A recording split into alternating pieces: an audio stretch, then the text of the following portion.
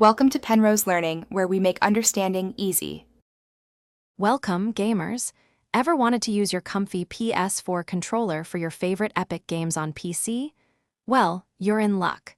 This updated guide for 2025 will walk you through everything, making it super simple.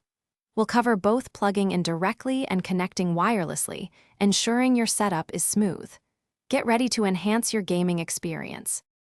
Let's start with the easiest way, a wired connection. Just grab a standard micro USB cable, the same one you use for charging, and plug one end into your PS4 controller and the other into your PC. For many newer games on Epic, your computer will recognize the controller instantly.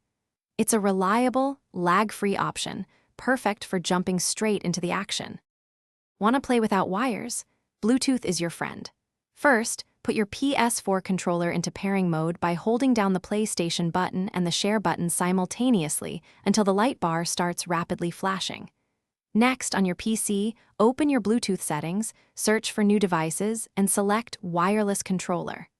Once paired, you're all set for wireless freedom. While many games now support the PS4 controller natively, some older titles or specific launchers might not. That's where DS4 Windows comes in.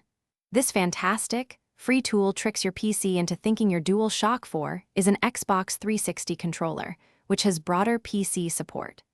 It also offers incredible customization options, letting you remap buttons or even create complex macros. It's definitely worth checking out. Sometimes, things don't go perfectly, so here are a few troubleshooting tips. Always ensure your PC's drivers are current, especially for Bluetooth adapters.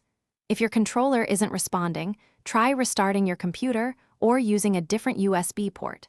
Don't forget to check the in-game settings too, as many games offer controller-specific options. Enjoy gaming with your PS4 controller on PC. Thanks for watching. If this was helpful, leave a like and consider subscribing. See you next time.